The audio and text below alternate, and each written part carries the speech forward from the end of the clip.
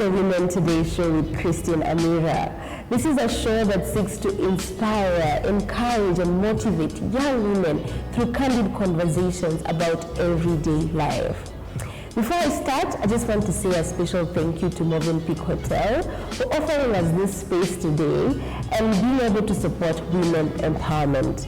Because we are here today to encourage women to come out and step into their spotlight.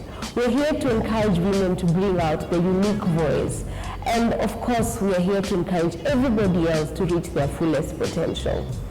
This episode is specifically important because this is our start. We kickstart this episode with our celebration of the International Women's Month in March. And this month we have a specific topic we're trying to also promote, which is how to promote our personal brands. And we'll start this with key conversations with women leaders from Kenya and Africa. They are renowned women, you know them, you've heard of them, and we want to hear their story and how they have been able to build their brand and their careers as far as it has come. And at the end of this month, we'll culminate it with an event, an International Women's Month celebration, where we'll bring these women leaders for an interaction with you. You can come ask your questions, network, meet a friend, indulge, and just have a good time. More details will be shared in the description box. I don't want to take too much time introducing the month and just get into the grind of what's going on today. So I will start by introducing our guest speaker. She talks tech. She talks banking, she talks innovation, she talks finance. You might know her, you might see her, you can even Google her. Pun intended, because she is the country director of Google East Africa, and she's here today to share her story, her journey, and hopefully you'll be inspired and encouraged. So thank you and welcome to the episode. So welcome to Women Today show.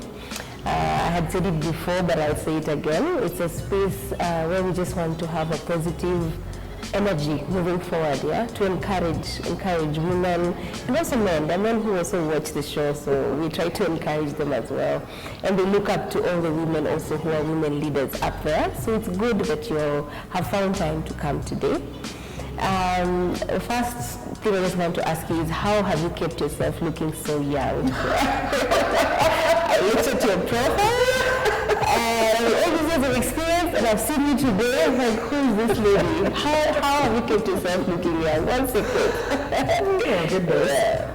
Thanks, Christine. Thanks for inviting me. I think it's an honor to be here, especially as this is our Women's Month, where we celebrate all women in all walks of life, in everything that they're doing.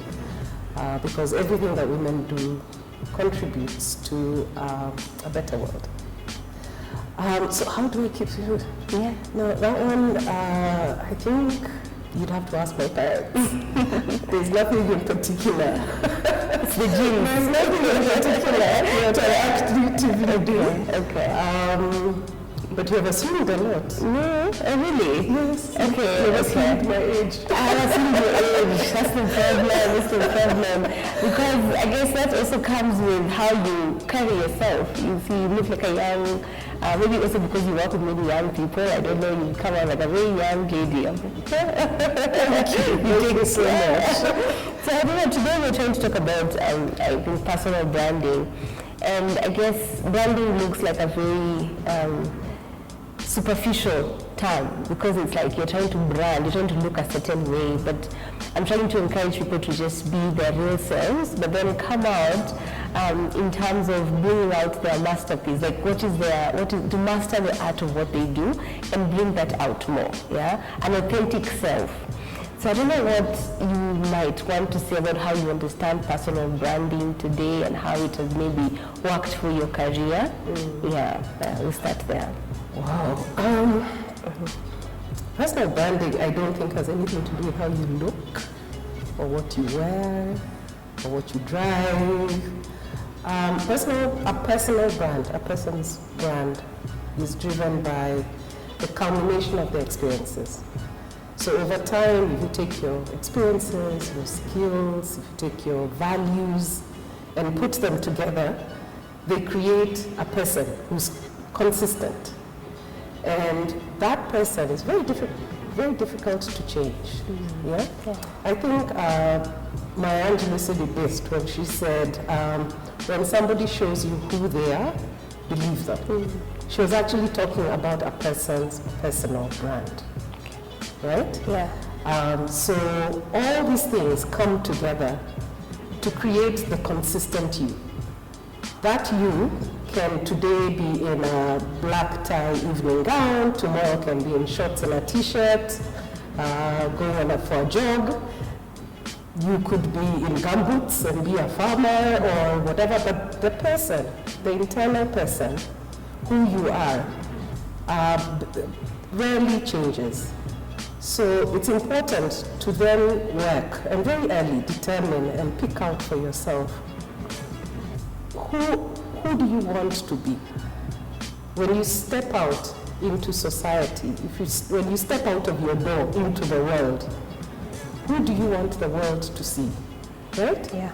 And then start working on those characteristics. Start working on those skill sets. So for example, you might decide, I want to be the world's best mother. I like that start, yeah. Yeah, you might decide, I want to be the world's best mother. That's going to be my personal brand. Every time people see me, they disagree on many things, but there's one thing they will never disagree on. They'll say, I am the world's best mother. Therefore, what do I need to do to be the world's best mother? Yeah? You need to read. You need to, attend talks. You need to interrogate yourself. You need to go for parenting classes. You need to build up the skill base that will allow you and your personal brand to say you're the world's best mother, right? Yeah. So that mother, whether she has, spaghetti sauce all over herself at that moment, the effort, or whether she's very well curated and has an amazing outfit. Yeah. Anybody who looks at her will say, that is, she is actually the world's best mom. So that is what your personal brand is. Yeah. And it doesn't happen overnight. It takes work. It takes work. It takes a lot. We'll get to that because I want to ask you also about that. I guess over 20 years of experience, I looked at the portfolio. LinkedIn gives a lot, I guess. So I was talking too much, but I saw Deloitte, I saw Safaricom, I saw personally, there have been so many international, multinational brands you've worked with. Yeah. So I know that's been a journey all through. But I can tell already from your belief that personal branding starts with your values, your character. I don't know what other 3 words you'd have to describe how you believe you come out today as a brand, as Agnes, yeah? Or how you want to be seen, basically. I think most people would describe me as consistent, respectful.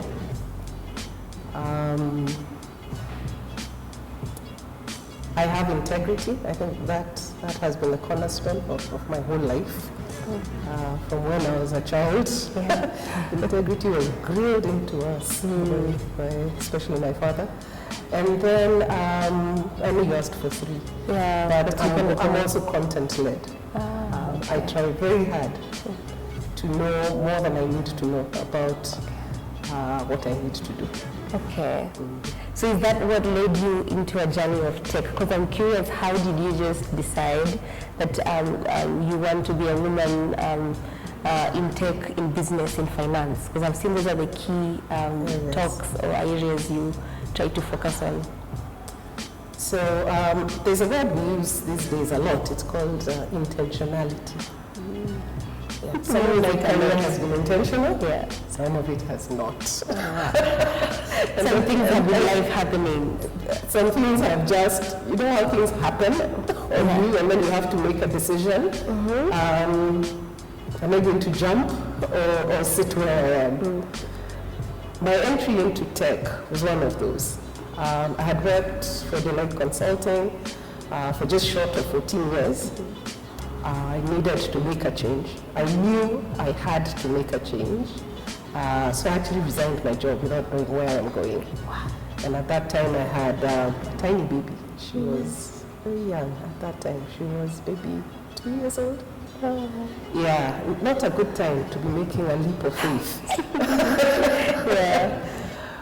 But I was at the point in my career where I needed to make that shift. And so I resigned my job. My boss was fantastic once I think he got over the shock. And I told him, please let me serve out the full notice while I figure out what I'm going to do myself next. And in that time when I was at Deloitte, I'd actually worked in many different areas. I had worked in corporate finance, I had worked in strategy and operations, I had closed a bank as a liquidator on assignment. I had worked on assignments in human capital consulting and HR consulting. I had done absolutely everything that is done in consulting except tech. Okay. And you wanted to know more about tech? No, I didn't. Actually, we used to go for meetings, and when the directors for tech used to present their reports, I'll just gloss over because it's Greek. What are they talking about? So you can imagine when I got a call from SAP, and they said they would like to have a conversation. I was like, a conversation about what? Yeah. I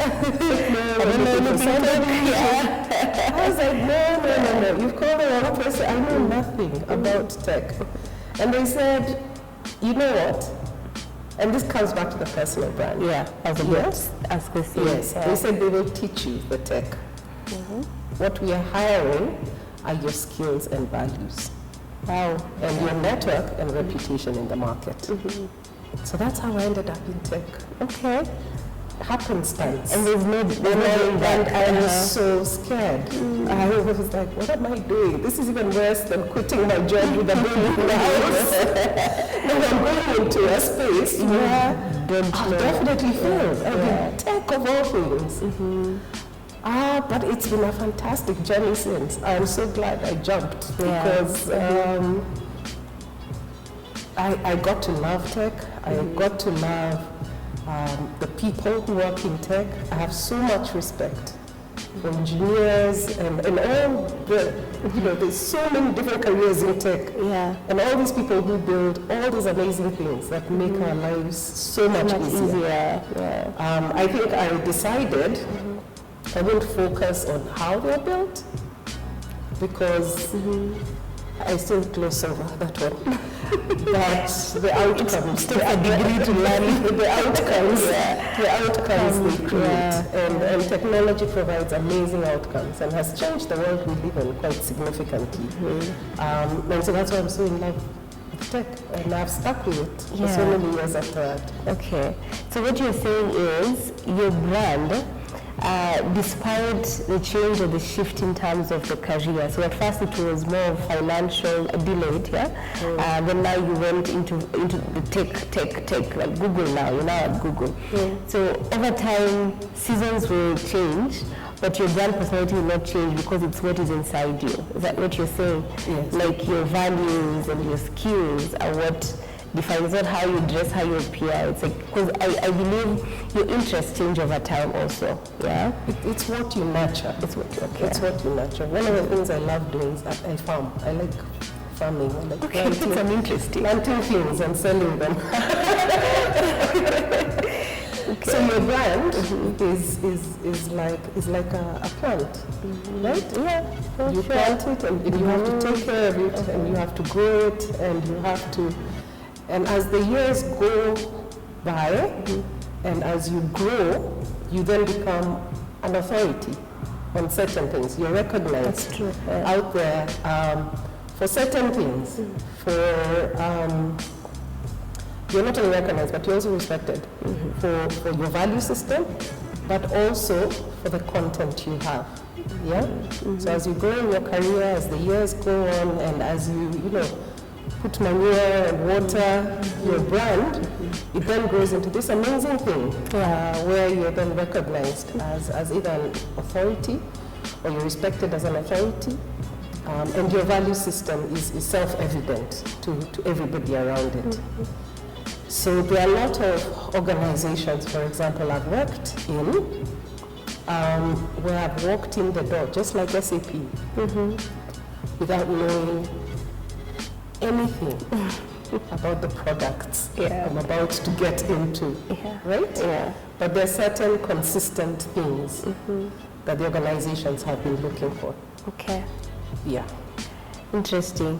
And now, I believe along the journey, so there's young people and I guess moving and transitioning in their careers, have tried to show out their best selves, like you're trying to say, so I want to be known as a sustainability and communications person. I'd say that because that's where I'm trying to also angle with. So I'd use that as an example. Or let me not choose myself because we're here to learn as all of us. I've been speaking to a few of the filmmakers here, and one is saying they want to be seen as a nature photographer. I guess she's more of an environmentalist, right? How has your journey been showing up, right, along the way? We'll come to asking how to advise others, but then how have you been showing up as a brand, as Agnes, as a guru in terms of finance, and then now you're given a challenge and people need to believe that you're the same one who's leading well in a tech field, basically. So how do you show up and how do you let yourself, be seen and be known as this and that? Yeah. I think the key is authenticity. I think there's some things that are difficult to change, or there are some things you can't fake for too long. Yeah, that's true. People can see things. After a while, it just becomes tiring. Yeah. But I think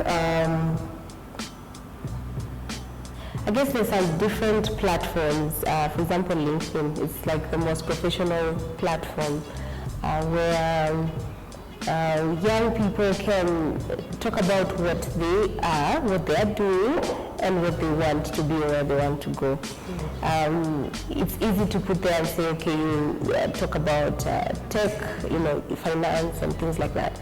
But are there any other offline ways of trying to, I don't want to say promote yourself, but basically promote yourself so you can get to, because I guess one of the achievements that one would have in terms of showcasing who they are and what they want to be is so that they can be elevated in their careers, get a promotion, could be start a business also, you want people to believe and trust in that brand. And there are some people who are shy of being online and shy whenever they want, but they also just don't want, just adamant about it. We don't want to force that into them, but again, we're trying to help them. If there's another channel, another way of being a bit more creative today and trying to really sell your brand. Yeah. So LinkedIn, LinkedIn is a good platform. I use it. Yeah. There are other online platforms where you can actually do the same thing. I spend a lot of time speaking to young people, especially about YouTube. A lot of people think YouTube is for musicians only. Anybody can be a content creator to show your skill in anything. So for example, if you are a mechanic in Vihiga, and every morning you wake up and you go and fix a car or tinker with something in a car, and that's your job every day, right?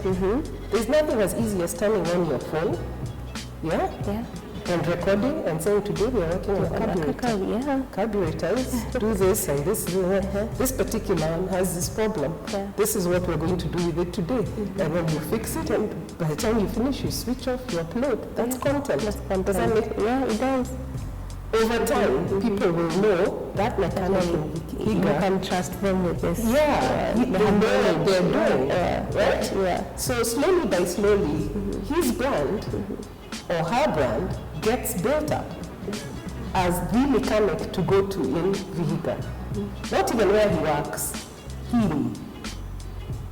Does that make sense? Yeah, it does make sense. Yeah. And it's not just, so for example, during COVID, we saw at Google, the #1 search in Kenya in 2020 was how to make mandazis. Mandazi or chapati, one of those. People are doing We're all at home, and we decided we're going to learn how to make, I think there's other chapatis and mandazis, right? Yeah. But then those who then became content creators at the time around food, today have massive followings. That's true. Massive followings. They don't only have massive followings, they also have revenue streams from it, right? Yeah. So I always encourage young people, whatever your skill is, whatever you do, right? Yes. If you do it every day and whatever, just turn on the camera. Yeah. And tell the world, there is somebody out there who will be interested. Trust the country director of Google to say, leave this offline ways, they'll go online. Like, I'm coming to offline also. So online, there are ways of building your personal brand, right? Yeah. And demonstrating to the world that you have a specific skill set that's valuable to the world. Okay. Right? Yes. Let's go offline.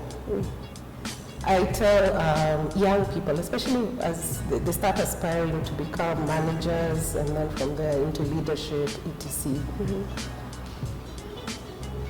One of the things, and it doesn't matter whether you're an introvert or an extrovert, some of the things you can do in your space of passion, whatever it is it's so easy. You can write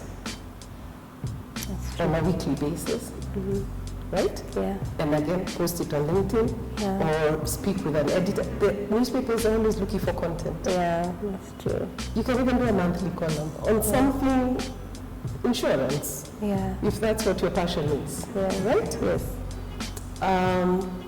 Other offline things are, as you grow, look at who your peer set are, right? Yeah. And who are just under you. What sort of events are there that you can actually go and speak and impart knowledge? You don't have to wait until you're a CEO, a country director, or managing director to go and speak and be heard.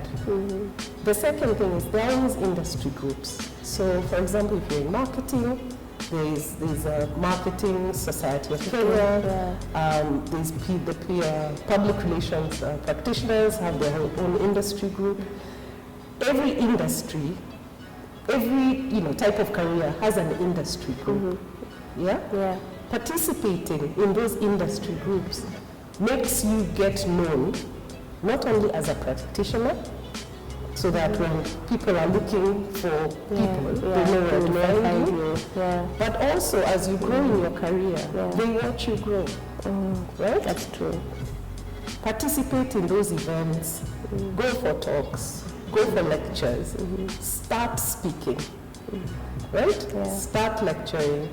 And they don't just take the MDs or whatever. These guys have calendars of events throughout the year.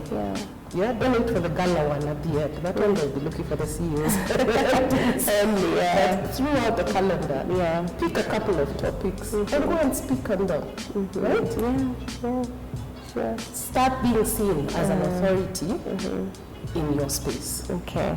So those are offline things. And it takes a lot. It takes so much to appear on a stage and speak. You're saying the same next question I had for you. Is that how do you, because I believe it's something, I read a book recently and it described it as a gem lines. Those doubts, the fears.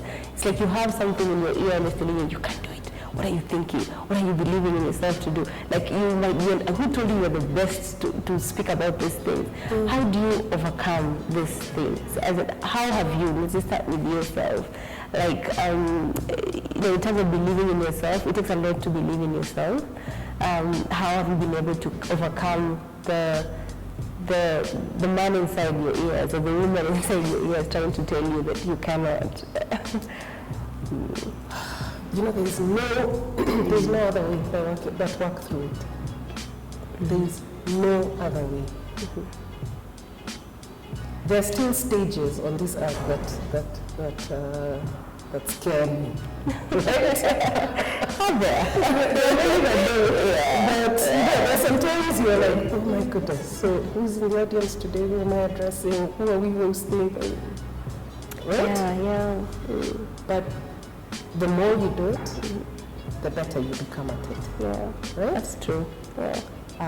The first one will be butterflies, it will be whatever, meaning you prepare so that if your brain freezes, your mouth doesn't, because it knows what it should be saying next. Yeah, right? That's true. The only way you overcome fear is by being over-prepared. Right? Okay, yeah. So you prepare, you go and you do it. Yeah.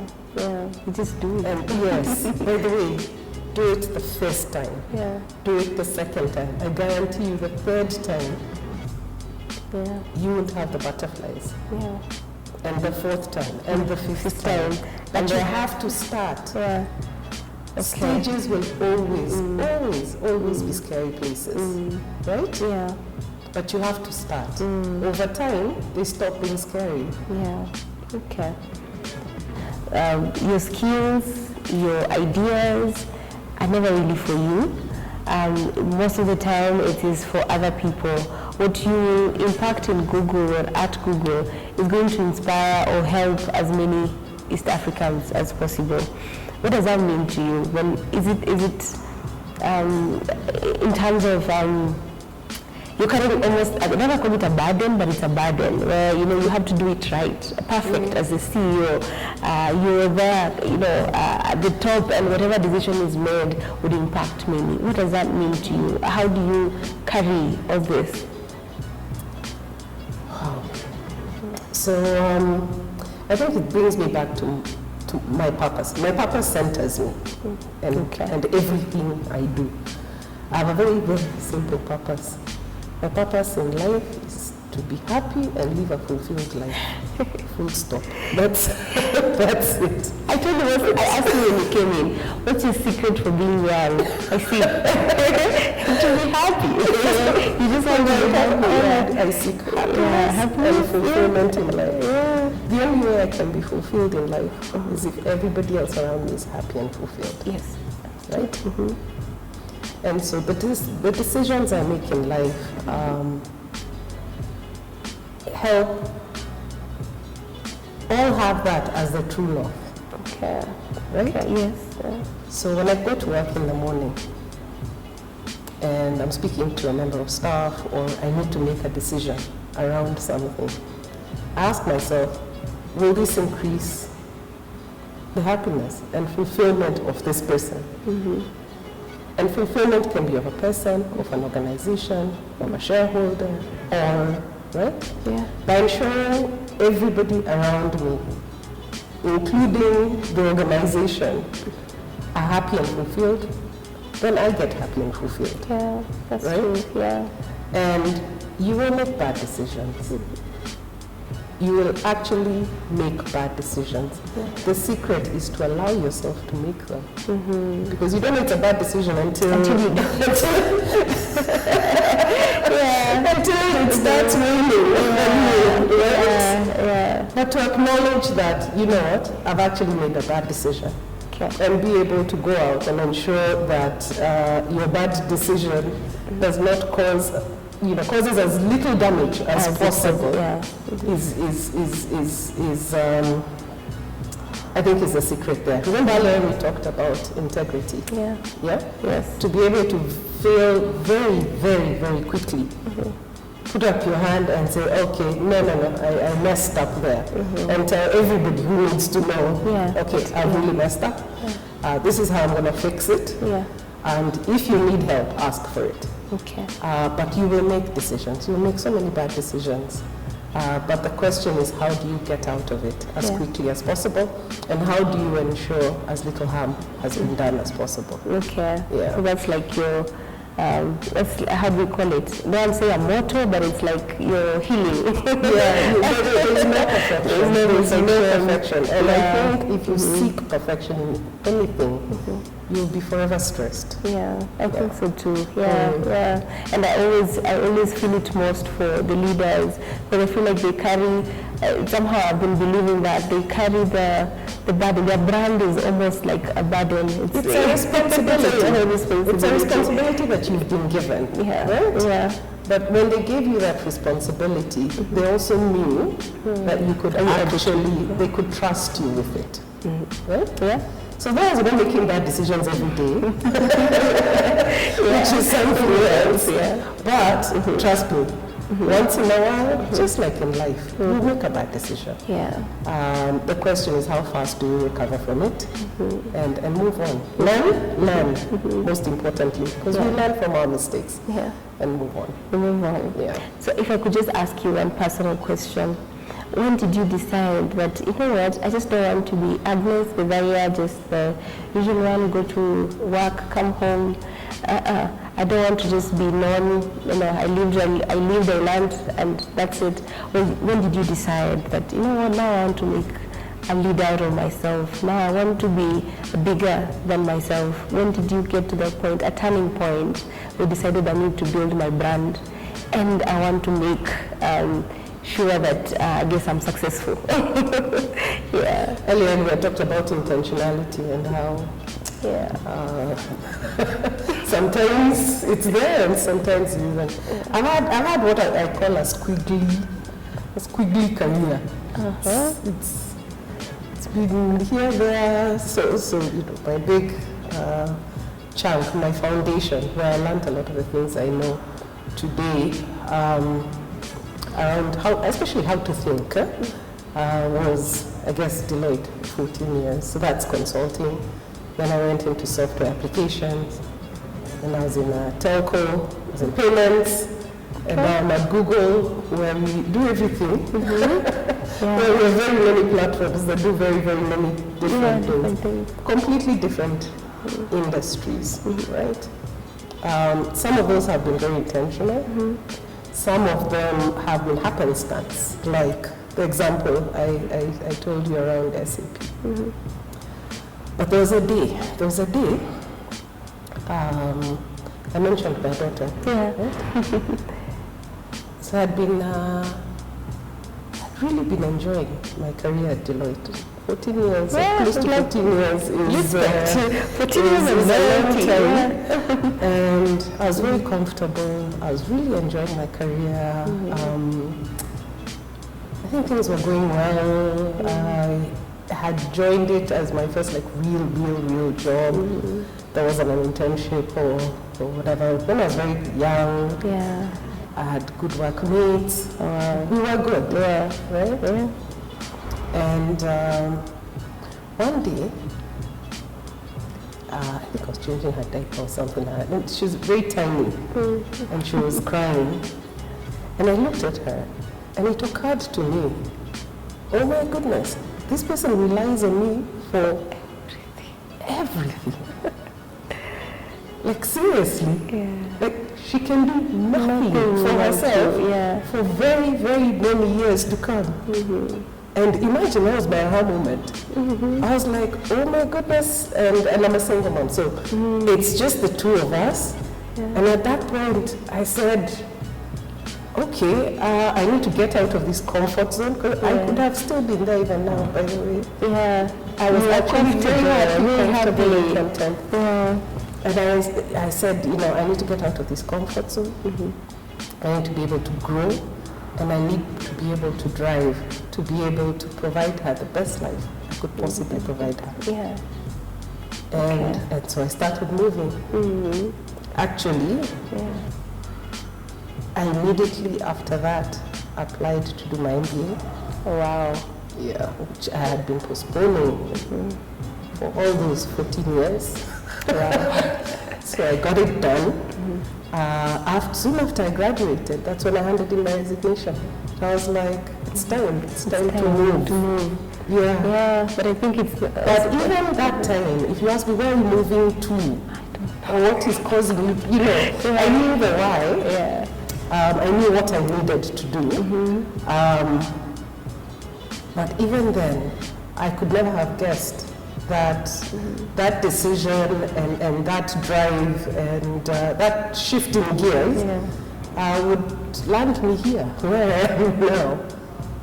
Yeah. It's been an amazing journey. It's been an amazing journey. Yeah. And where is the journey forward? Are you like still happy where you are?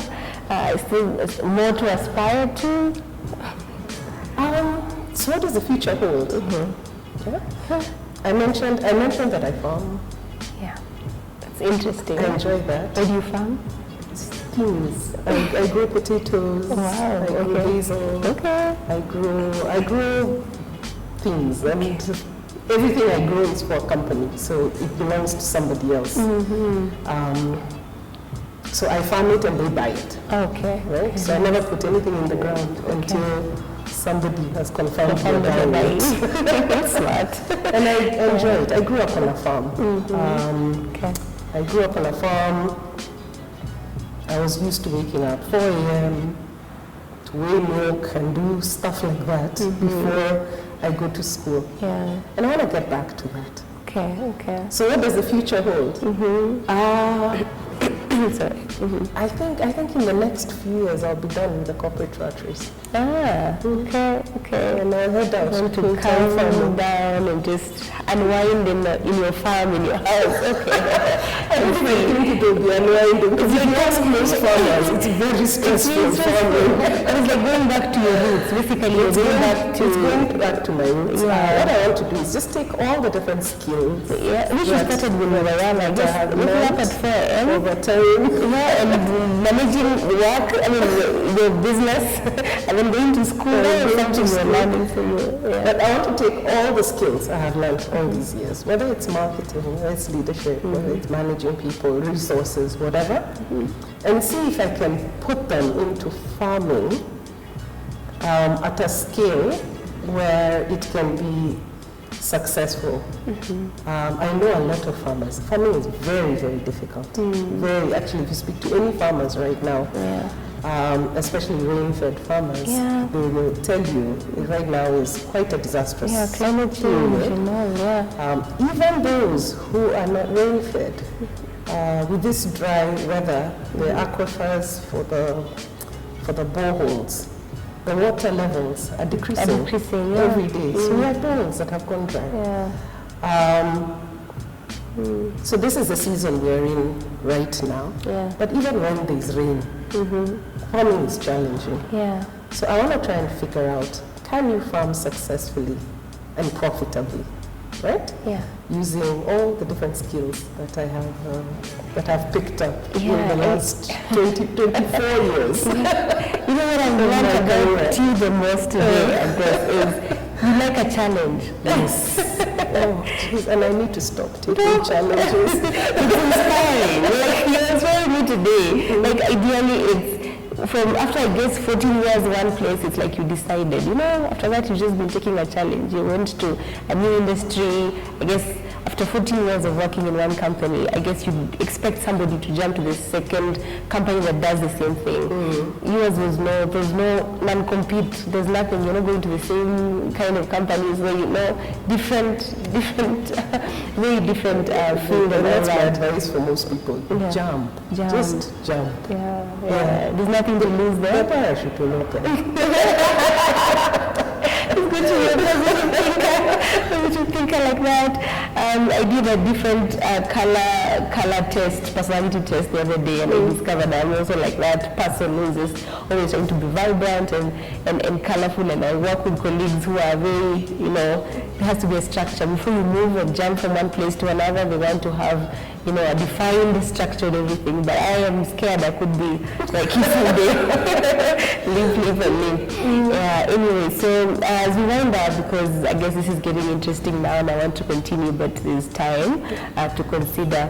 What would you say to young women and also men who looking up to you? I'm sure everybody who owns a phone today, young people, they know Google, basically. And they know there's a country director there, sits there with a lady, and they're inspired every day, and they want I don't want to say they want to sit in your position, that's not the right word, but they're just inspired to be also a leader of an organization like that changes lives and makes work easier for everyone. What would you say to them today? To just encourage them, inspire them, and just a positive word they should always remember, you know. If they forget everything else you've said, at least they could remember that one part.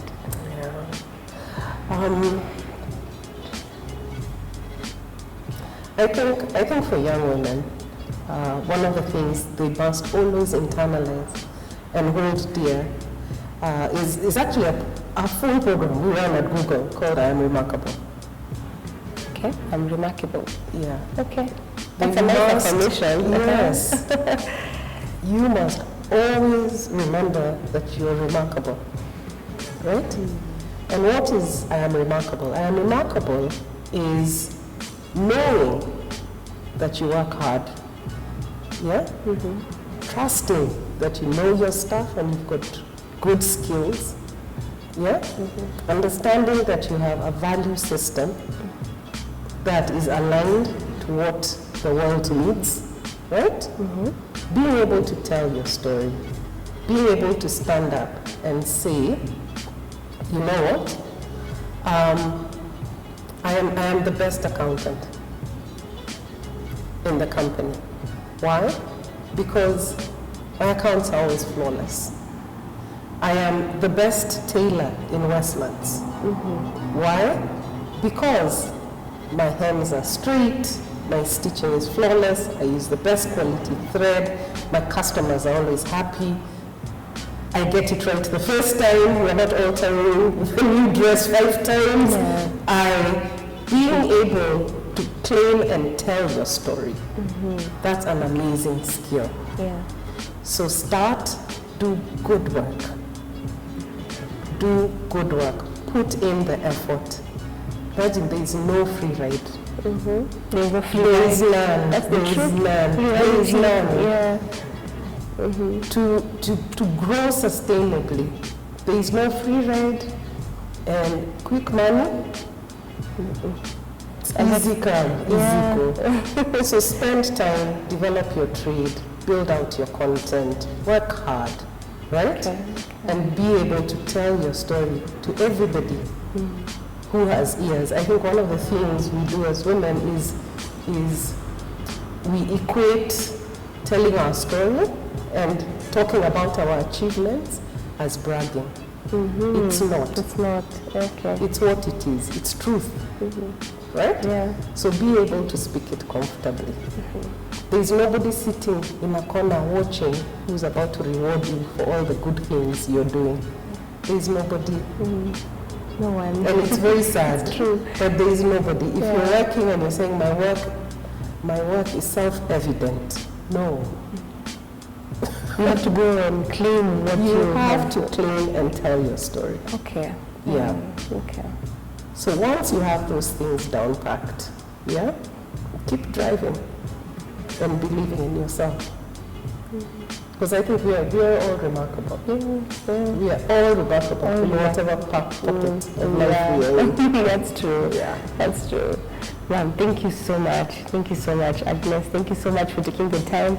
I wanted to interview you from, I think, 2 years ago, but things have been happening. Things have been happening here and there. But I'm happy the chance finally showed up. And thanks for doing what you do. Thanks for inspiring. I still need you for another event during International Women's Month. So we'll continue catching up. That's why we'll bring all the people who had questions to just come and ask you and just be inspired by you to hear from your story as well.